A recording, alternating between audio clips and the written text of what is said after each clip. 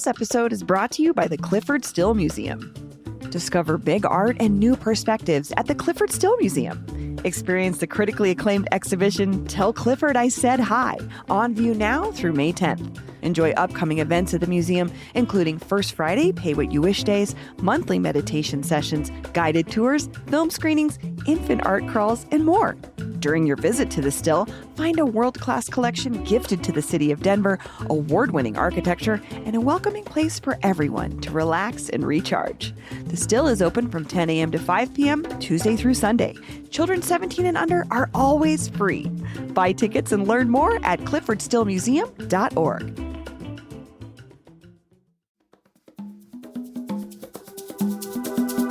Today on CityCast Denver, Lisa Calderón is running for mayor again. Why? The community activist and criminal justice educator sits down with me and producer Paul Karolyi to explain why she sees Mayor Johnston's homelessness plan as a failure, what she thinks is the real reason behind the name change of the 16th Street Mall, and why she believes now is the time for her to lead this city. Today is Monday, February 9th. I'm Bree Davies, and here's what Denver's talking about.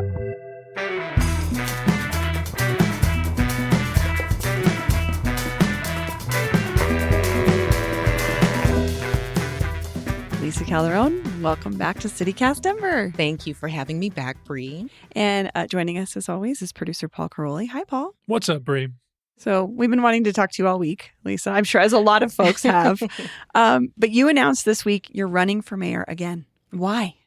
Well, first, 3-time is a charm. Second, it takes more than once to break the ceiling of power, and that's what we're doing. So we are building on our other 2 campaigns. It's actually why we are starting a lot earlier. My last campaign, we kind of jumped in and ran hard for about 7 months, and this time it's going to be twice as long. So we're giving ourselves a longer runway. We have a team of 20 already, so they're all volunteers at this point, and just dedicated who came with me back from my last campaign, but also some new seasoned veteran political workers. But the 2 big reasons actually are I've been asked over and over everywhere that I go. I saw Paul last at the Alameda meeting around the road diet controversy that Mayor Johnston reversed himself, and just had a tremendous response of people coming up to me and saying, you should have been our mayor, or you're my mayor, or please run again. I mean, that's the kind of overwhelming response I've been getting for the past year. And the impetus was the layoff of Denver city workers. And Bree, growing up here, that's unheard of, for the mass layoffs of city workers. And it wasn't just layoffs, because we've had kind of those incremental layoffs before. It was terminations, essentially. They couldn't come back. And yet Mayor Johnston is still hiring people. So I just thought, having been a former city employee myself, that was devastating. And that was really the last straw. So you've mentioned this already, but you've run twice before unsuccessfully. The first time against incumbent Mayor Michael Hancock. Second time around was an open field. A lot of folks. Do you think something has changed? Oh, I think a lot has changed. I mean, politically, nationally, look at where we're at. Things are going great. What are you talking about? What do you mean? I know. Well, something happened? Only democracy is crumbling around us every day. Do you honestly think so? People say this stuff, and I'm like, I wonder. I don't know. Well, hey, has your family been going into hiding because they are afraid of being snatched up by masked men who don't identify themselves? And it doesn't matter your status, the fact that you are Black and brown. I don't remember a time when that happened in my lifetime. And the fact that our constitutional rights means absolutely nothing in the federal administration. But also in this administration locally, we also have surveillance like never before. We are being watched constantly. Our data is being gathered and used in ways we don't even know, because it's not transparent. Are you talking about the flock camera situation in particular? Okay. I am talking about the flock cameras that I, as mayor, plan to cancel that contract. I think that there are other means to get us safe. There are certainly other companies that are actually building out mechanisms to protect our privacy and our constitutional rights. And I think Flock is simply a bad actor. I'm curious about this because Mayor Johnston has been on our show and defended that choice to use Flock, and he says it makes things safer, makes the city safer. There are some numbers that could point to that. I mean, it depends on what you're considering safe or what numbers you're looking at. But car thefts down. Car thefts are down. Violent crime is down, I believe. Gun violence is down. But that trend was happening before Flock. Leedsdale fire suspect caught. I've heard you mention that several times in terms of the proof that Flock is working. I mean, how could you not? This is a perfect example of the surveillance cams leading to an arrest. So I think that that's what they've hyped. But are you going to tell me that we have not had a criminal investigations fact-finding process that hasn't found people before?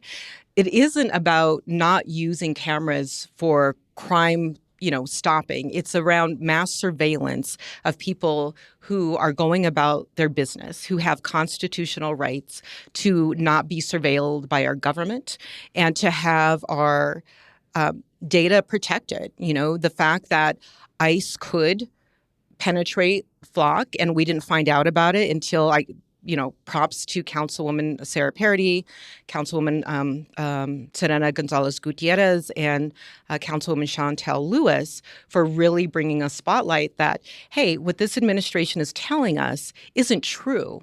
And so we shouldn't find out about our data being compromised because of a Cora request. They should have thought about those things before they even flipped the switch. I do want to address the safety issue so we can get right into that because, the mayor is taking credit for the reduction in crime. Crime is down across the nation. And I'm talking now as someone who teaches criminal justice. Crime ebbs and flows, and we have been on a downward trend of crime for the past 50 years, with the exception of COVID, where crime spiked because people were losing their jobs and couldn't go places, et cetera. But then we had a mass infusion of dollars like we've never seen before under the Biden administration that pumped money into programs and services. That is a crime prevention strategy. So it's the American ARPA, right? Yeah. Okay. Just trying to think of the program or what I can it was think of called. the acronym, right? Yeah. So my plan is to have a holistic approach to crime. It isn't, when crime is happening, I certainly I'll call the police someone is breaking into my house. That's what we want the police for, is to respond. But the police are not crime preventers. That's community. That's when community is safe, when they have secure housing and good jobs, and people are stable. Those are the best kinds of crime prevention strategies. And so for any politician to take credit for a trend that has been happening for the past 50 years, even though a lot of Americans don't believe it because crime sells and leads in news stories, we have to continue to keep crime low by investing in our communities.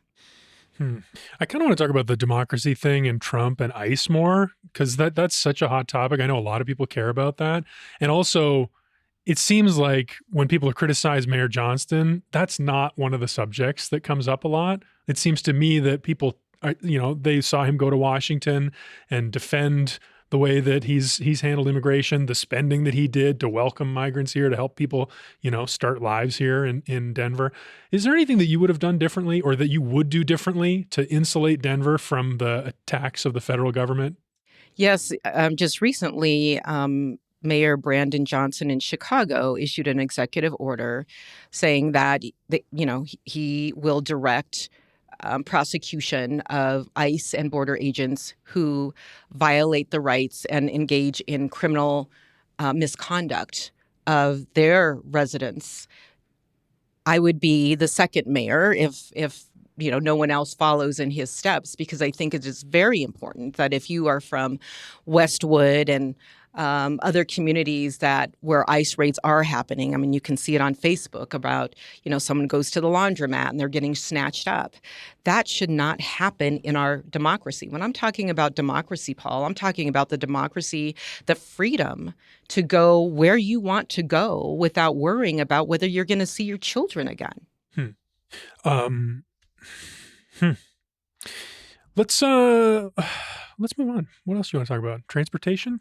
Alameda? You mentioned Alameda I want to ask earlier. the mall question real quick, though. Oh, go ahead. Oh, yeah, One we of did your skip ideas, the mall question. Lisa. This one was like, what? It caught our eye. But also, hot topic. Very fun. You want to put the mall back in 16th Street Mall. I think you do too, Bree. I'm going to be indignant about it and call it that, whether people want to rebrand it or not. See? But why that? Do you think that's a unifying thing? What are you getting at there, maybe? I think the reason why you believe that way too, you grew up here. And it's really important that when we have a sense of place, that our sense of place and rootedness isn't renamed, diminished, vanished when someone who isn't from here decides to rename. That's true. That's accurate. And so it doesn't resonate with you, Paul, because you didn't grow up seeing before the I will give 16th Paul Street credit, Mall. though. Paul has been very supportive of the 16th Street Mall's renovations, much more than I have. Well, I don't oppose or I don't have any opinion on the matter, but I do connect with the Denverites who lived here before 1980 when it was first named mall, when it was just 16th Street. Them and we share that. Yeah. The not calling it a mall. When folks were cruising along it, we connect over that. So I guess you're the era of the mall, calling it a mall. That's interesting. And it could seem like a trivial thing. Why bring that up? But it has to do with gentrification. Like, this is a form of gentrification, is to, have a mayor from Vail contract with someone from, what was it, London, where he went and got the consultants for $100,000 and never ask people here. And also, you can find consultants from Denver. So that is kind of this high-level form of gentrification, is that we have someone who doesn't have a tie to 16th Street Mall, and it doesn't roll off the tongue to say 16th Street and stop there. I hear you all struggling with that. I do. I also want to give some credit to Yams World, who's the artist that they hired to do the rebranding, and Where's my bottle? I have the stickers. He's a very he's very vocal about immigration and immigrants' rights as well. And I actually learned a little bit more about him just from meeting him, and it made me feel a little bit different about it, because I was like, oh, cool, an artist got to be a part of this process. But shout out to Yams World. Yeah, Yams World's Great awesome. Work. Well, the gentrification. You called it gentrification. The mayor and so many others would say, yeah, it's people need to spend money downtown, make money downtown, because this is an economic depression we are in. Like, that is so much of his focus, because the market has turned. Downtown is suffering. The city had to do layoffs because there was not sales tax revenue coming in. Do you have a plan for that? That's the moment we're in now. We're not in the moment 10 years ago when gentrification was like displacing people and upsetting communities. We're in the moment of struggle. We need some hope and lift up. If you were to ask the average Denverite who is struggling to pay their bills if the city should spend $100,000 to remove 4 letters, whether it's called 16th Street or 16th Street Mall, do you think they would care about that? No, but I think they would care if the business on 16th Street would be able to have more customers and able to expand and to hire them for a job. And that's the point. I agree with that, and that's not happening. And so I disagree with your underlying premise that, we're in a budget crunch because of the economic downturn. We are in a budget crunch in the city of Denver because Mayor Johnston misspent the budget. And the fact that people lost their jobs, their livelihoods, potentially their houses, because of that mismanagement is a fundamental problem. I know that when I was running, one of the things that I said is I want to brace actually for an economic recession. I've come from poverty. I know what it's like to wondering if you can keep your bills paid. That's how I would run the city, is making sure we spend within our means. So, I just think it was a missed opportunity to be able to have a rallying factor, bring a community together to say, hey, do you think the mall should be renamed? If so, what would that look like? I walk the mall at night. And, it's one of the safest places you can go to. There's plenty of cops. There's plenty of lights. I would recommend it to anybody. And there is not a lot to do in terms of the vibe, right? Unless you have money to go into the shops, the restaurants. There have been other cities where you can just go and still hang out and do things for free. So Denver is missing a vibe that I know that I grew up with, and I would love to bring that back. You just mentioned this, the city workers, 169 city workers who were laid off. This was due to budget cuts. I mean, this was something the city was already dealing with.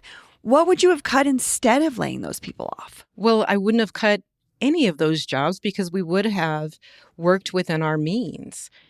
I had heard for at least a year before the layoffs from city workers saying he's taking our budgets for his housing and homeless program and hiding people into hotels and then cutting services and disappearing people. So this was a preventable crisis. As much as I disagree with Michael Hancock, he did not lay off in mass city employees. People took, I think, rolling days off. So, the whole thing around focusing more on AI than actual people to do those jobs, I think is just fundamentally the wrong direction. The thing about homelessness, though, you're saying there was complaints that he was spending too much on homelessness. Wasn't that what voters said in the last election? I mean, maybe you took a different lesson from it the last election, but my read was most Denverites agreed homelessness and housing was a huge problem. Mayor Johnston had a huge, ambitious plan, an optimistic new approach, a new tone, and that's why he got elected. People liked his take, and so then he spent on that in order to shift the government towards executing the will of the people. That's my impression of what happened. Did you have a different impression? Absolutely. And as a 30-year service provider, that you don't just put people in tiny houses and in hotel rooms. I mean, remember the baby that fell out of the window because they were trying to get enough air? Like, that's warehousing people. You have to also have a very skilled and qualified workforce. Social workers, case managers. That's not what's happening right now in the urban alchemy. The new contractors who are running the shelters, they're locking people in their rooms, or you have to ask permission to get into your room because they don't have caseworkers. So that's why it is being run like a jail. So it's not enough to just say, I want to solve homelessness. There's a whole pipeline that has to happen than just disappearing people. So how do you set up that pipeline without spending more money? You spend money wisely. So we're spending money at the front end to keep people, one, out of incarceration, which is one of the costliest ways that the city spends money. You'd look at the time from arrest to maybe investigation and probation and, the jails and feeding people and the healthcare that goes into that. That's why they call it the prison industrial complex for a reason. We know through research, and I do have a doctorate, and this is one of the things that I studied, is what actually works in reducing crime. And again, it's not rocket science. Good jobs, stable housing, deeply affordable housing. When people find that level of stability, there isn't that impetus to go out and commit crime. And so, so much of the attention goes to how many police do we have and how many are we getting through the academy, and not how many homes that we have that are deeply affordable. And when I say deeply affordable, I'm talking about $1,000 or less a month for rent. So we may have a vacancy with the higher level of rent, those around $1,500 to $1,700 or more. We have available units, but not the deeply affordable units. And that's what I want to focus on.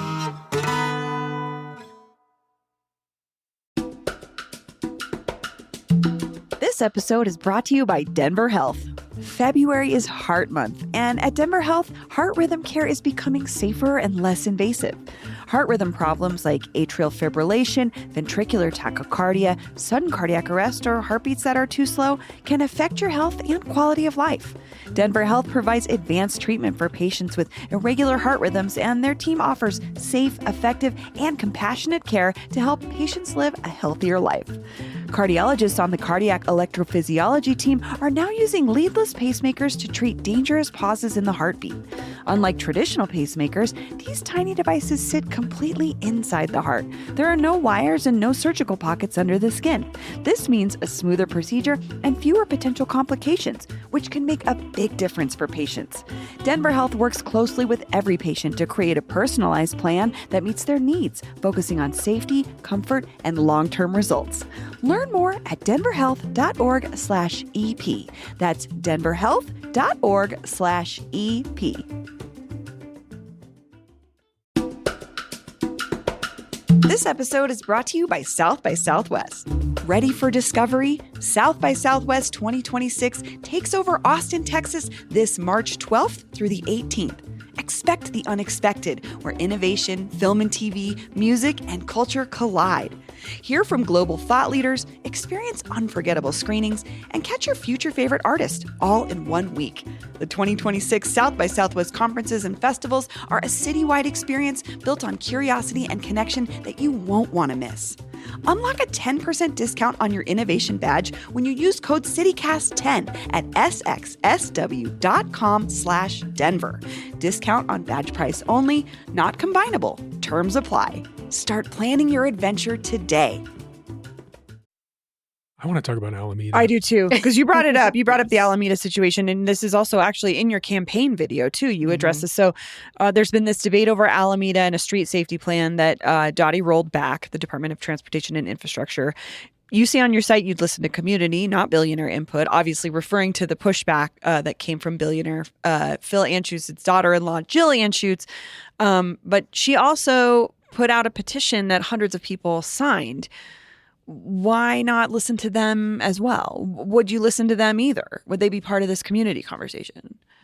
Some of the organizers of the Alameda, resistance movement reached out to me actually, and they invited me to that meeting that I saw you at. I was going to ask why you were there. Yeah, and so I'm glad I came because they know I am a cyclist, and I just also upgraded to an e-bike, and I love it. Congratulations. And thank you. And I want to make sure that we have a safe and connected Denver across our neighborhoods. They also know that I don't like hypocrisy and I don't like lies, and I will stand up to people who say one thing and do another. And that's what this mayor did. That was one of the issues that he ran on, was to have safer streets and reduce traffic deaths as a result of, car crashes. And he's completely went behind, rolled back his decision on that. You also know, Bree, being a community organizer, how much work it takes to bring community together. Those folks those neighbors in that area who are most impacted met for 5 years with the city of Denver. So you can't blame them for being upset when you have a lobbyist who used to work for the Department of Transportation and Infrastructure, meets with the richest family in Colorado, and then all of a sudden the plans change. There's no kind of spin that you can produce that says, hey, our 5 years working collaboratively was changed on a dime because of a lobbyist hired by a billionaire.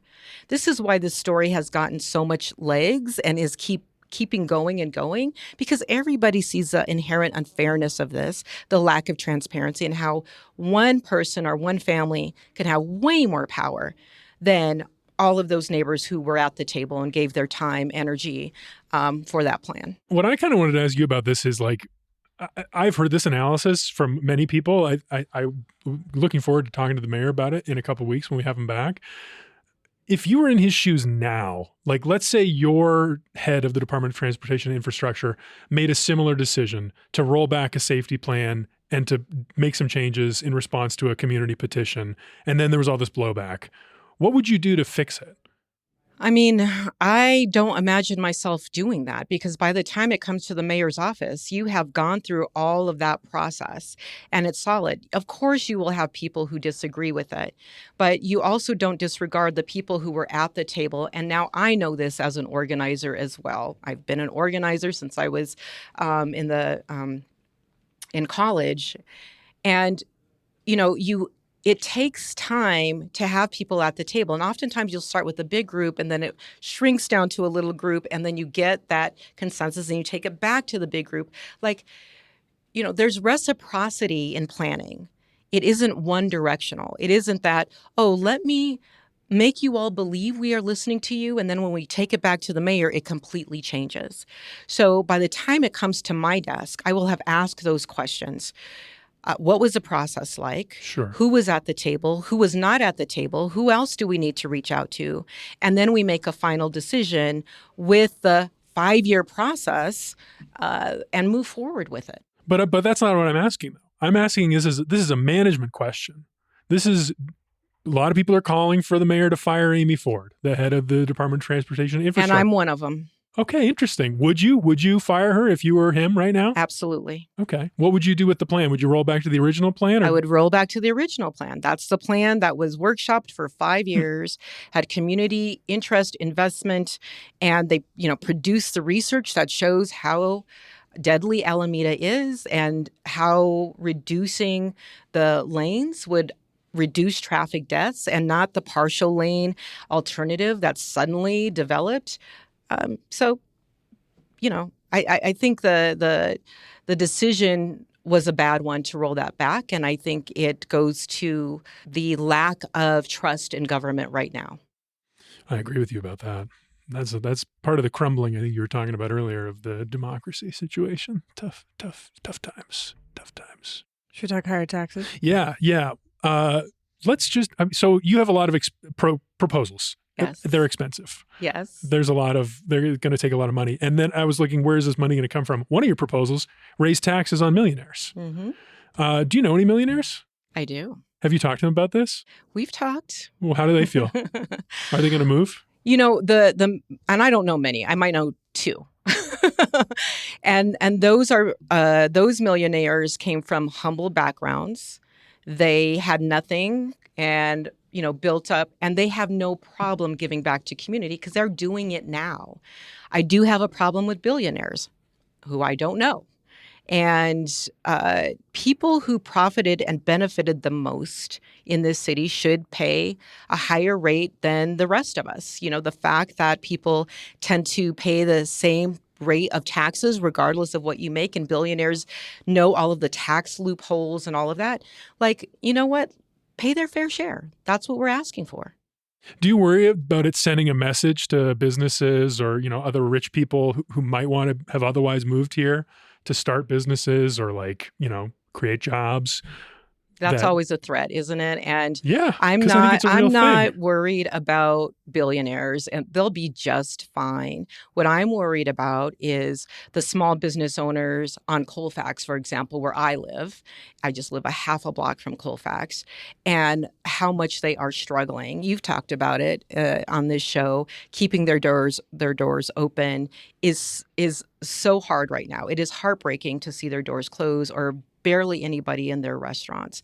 Those are the people that I'm concerned about. And that's why in my platform that I want to build in a tax holiday for those who are suffering under construction. Because right now, the only thing the city offers is, apply for a grant for a few $1,000s and maybe you'll get it and maybe you won't.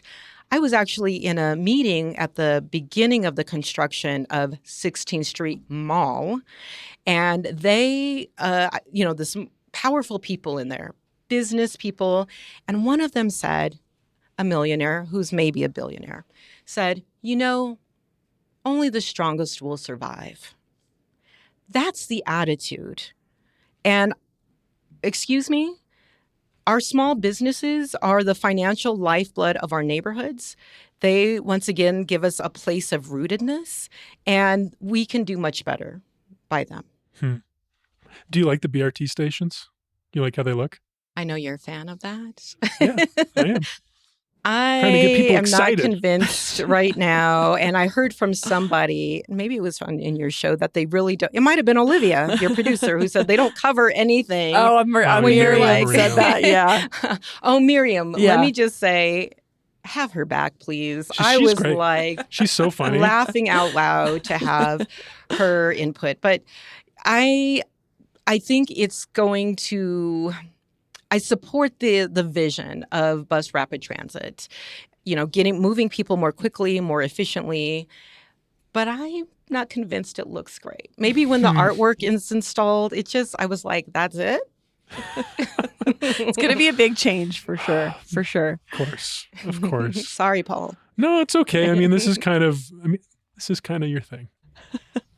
Well, I want to talk to you about AI because this has come up. Mm-hmm. Last time you were on the show, you talked about using AI to help you analyze one of Mayor Johnston's speeches. Mm-hmm. He's prioritized incorporating AI into more of the city's processes and workflows. How are you feeling about AI these days? So I go back to when I was working on my doctorate and having one of my professors say, every tool is useful and limiting. So I do believe AI is useful for certain things. So it's not the tool and the usefulness, it's the process. It's the putting AI data centers in GES neighborhoods that are already overly polluted, not having a conversation ever about those communities, about the drain on their water, the pollution to their air, the byproduct of all of that. I have a real problem. I have a problem with replacing human jobs with bots. And because, again, going back to the conversation of safety, people have jobs, they can pay their housing, all of that. So, it shouldn't be a replacement, and it should be helping humans, not harming us. And right now, because there are a few safeguards on it, I was just at a meeting in GES the other night where the community is, bringing up these concerns and organizing. Their voices aren't listened to. They weren't part of this process to put this, big data center into their neighborhood. So those are the problems that I have with it. What else is on your mind? What else are you reading in the news? Yeah, you're always on something that I've never heard of. I remember you were on this airport thing, this concessionaire discrimination lawsuit that was interesting. What else is in your world? Well, my campaign. I mean, Yeah. So the big news of the week was you. Yes, really. Our campaign is We Love Denver. And we chose that on the week leading up to Valentine's Day because we are tired of all of the negativity coming out from this administration and people losing their jobs. I have some folks who have been laid off on my team. And so it's bringing us together. It's giving us a reason to be hopeful. I mean, this administration is going to change over in it's about 15 months or so. And, that's going to go by very quickly. So we're very excited. We are gathering at Su Teatro on 9th and Santa Fe. It is Wednesday, February 11th at 5:30.